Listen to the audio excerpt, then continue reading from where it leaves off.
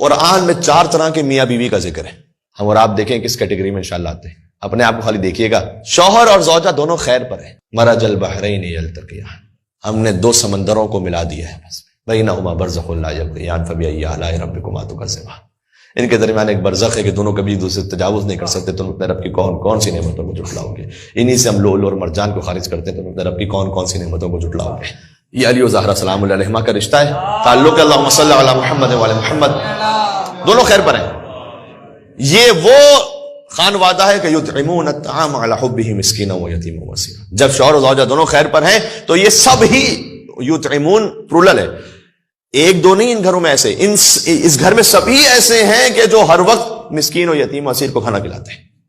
یطعمون continuous tennis, یہ کھانا کھلاتے.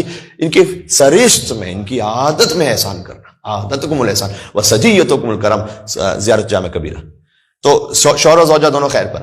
قرآن میں وہ شوہر اور زوجہ بھی ہیں تو دونوں شر پر ہیں. ابو لہب اور اس کی بیوی، تبت یدا ابی لہب وتب ما اغنی عنہ مالہ وما کسب سیصلی نارا ذات لہب وامرأۃ حمالۃ الحطب.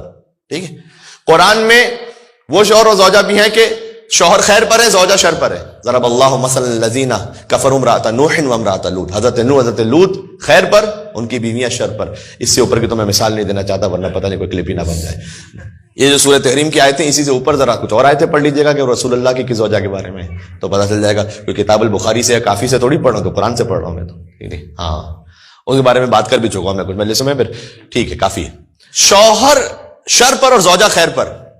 ضرب اللہ مثلا الذین آمنوا امرأۃ فرعون قالت رب ابن لی عندک بیتا فی الجنہ ونجنی من فرعون وعملہ ونجنی من القوم الظالمین. فرعون شر پر، حضرت آسیہ خیر پر. تو یہ ساری مثالیں قرآن میں ہیں. ہمیں اللہ سبحانہ وتعالیٰ نے دعوت دی کہ تمہارے لیے نمونہ عمل ہے وہ ازدواج کا رشتہ ہے کہ جو شوہر بھی خیر پر ہے اور زوجہ بھی خیر پر ہے. شوہر امیر المومنین اور زوجہ سیدۃ النساء العالمین ہے. یہ تمہارے لیے معیار ہے. کاش ہم اپنے گھروں کا ماحول ایسا ہو سکے کہ شوہر اور زوجہ دونوں مل کر اللہ سبحانہ وتعالیٰ کی رضا میں آگے بڑھ سکیں. یہ سب سے زیادہ اہم ہے. یہاں پر رہتے ہیں سب سے زیادہ ہے. اگر کوئی خود دین پر عمل نہ کر سکے تو کم از کم اپنے اسپاؤس کو روکے نہیں دین پر عمل کرنے سے. یہ بھی ہوتا ہے بسا اوقات. تمہیں کیا ضرورت ہے کام کرنے کی؟ ارے آپ خود نہیں کرے، دوسروں کو کیوں روک رہے؟ اپنے بچوں کو کیوں روک رہے؟ بعض اوقات والدین بچوں کو روک رہے ہوتے ہیں.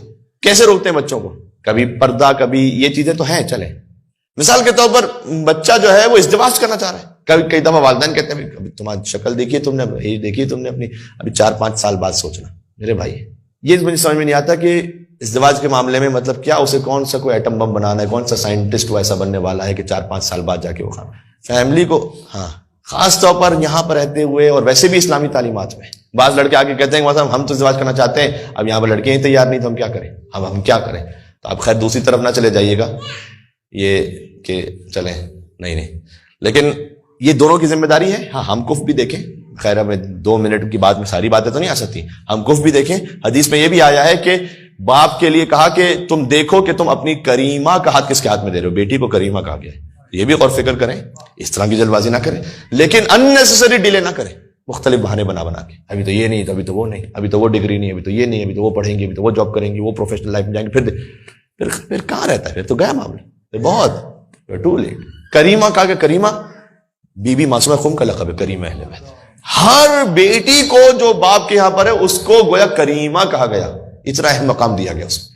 انشاءاللہ ایسے رشتے اور ازدواج ہو سکیں کہ جو دونوں خیر پر ہوں اور دونوں اللہ سبحانہ وتعالیٰ کے راستے پہ آگے بڑھنے والے ہوں، اور ماں باپ بھی سپورٹیو ہوں انشاءاللہ کہ وہ اللہ کے راستے پہ آگے بڑھنے کے لیے ان کے لیے مددگار ہوں.